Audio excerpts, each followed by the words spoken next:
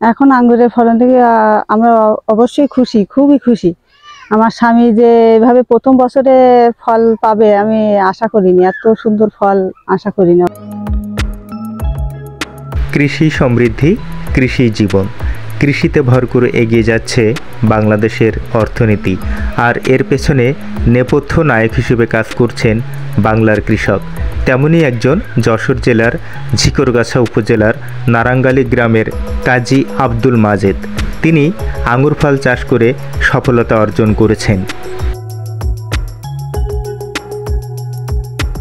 এখানে আমি আঙ্গুর বাগান দেখতে এসেছি। এই আঙুর বাগান দেখে তোমার কেমন লাগছে? আঙ্গুর বাগান দেখে আমার অনেক ভালো লাগছে।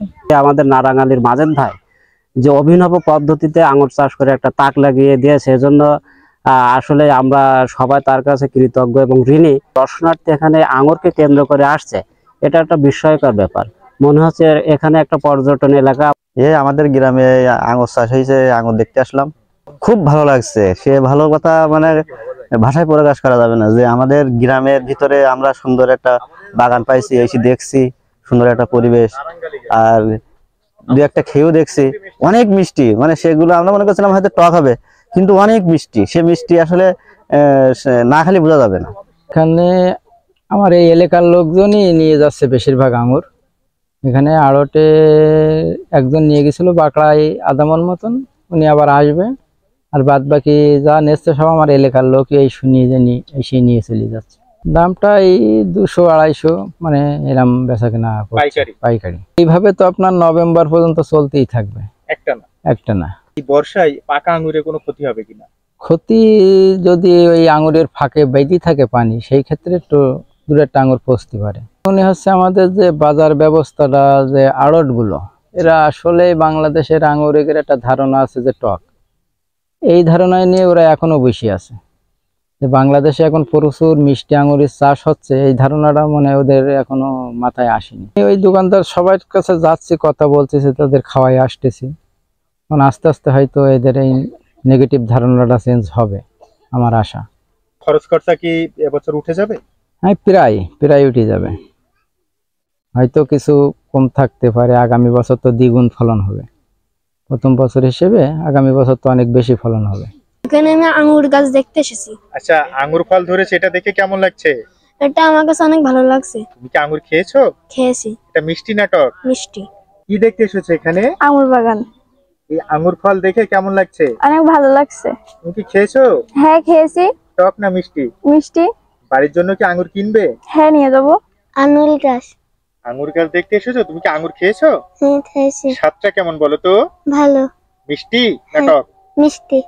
ভালো লেগেছে আঙ্গুর খেয়ে? ভালো লেগেছে। এখানে এই যে আঙ্গুর বাগান দেখতে এসেছি, গতদিন বন্ধুর কাছ থেকে শুনলাম এখানে একটা আঙ্গুর বাগান হয়েছে, তো ফলনও আসছে নাকি, তো আজকে আসলাম আর কি দেখতে। এখানে আঙ্গুর বাগান আছে, তাই দেখতে আসলাম। খুব ভালো লাগছে আসলে, তো এই প্রথম দেখলাম, এই জন্য আরো বেশি ভালো লাগছে। একটা খাইছি, অনেক মিষ্টি, অনেক সুন্দর। আমার স্বামী যে এভাবে প্রথম বছরে ফল পাবে আমি আশা করিনি, এত সুন্দর ফল আশা করিনি। অবশ্যই হাসি ঠাট্টা করতো, এক প্রকার কি এক কথাই বলবো যে পাগল বলেছিল। গাছ যখন শুকাই গেছিল তখন পাগলই বলতো যে এত খরচ করে টাকা পয়সা নষ্ট করে। তারপরে আপনার ভাই তো শিক্ষিত, আমিও কিন্তু অনেকবার বলেছি চাকরি করো চাকরি করো, সেটা কিন্তু করিনি। তারপরেও যে আল্লাহর রহমতে চাকরির চেয়ে এতে যে এত মানে আমি তো মনে হয় যে আরো অনেকেই উদ্যোক্তা হইলে ভালো হয়। এইভাবে চায়, অনেকে বিদেশ যায়, অনেক অনেক টাকা খরচ করে বিদেশ যায়, চাকরির খোঁজ করে। তার চেয়ে এইভাবে যদি অনেকেই উদ্যোগ নেয় তাহলে ইনশাল্লাহ ভালো ফল পাবে। যে আমাদের এই বাজার যাত্রা একটু ভালো হতে হবে সরকারের কাছে কিংবা যে কোনো এর কাছে আমাদের একটা অনুরোধ যে বাজার যাত্রা যেন ভালো হয়। এইভাবে আপনাদের উদ্যোক্তাগুলো মানে বিফলে চলে যাবে, বুঝছেন, বিফলে চলে যাবে। কারণ বাজারজাত যদি ভালো না হয় কেউ উদ্যোগ নেবে না।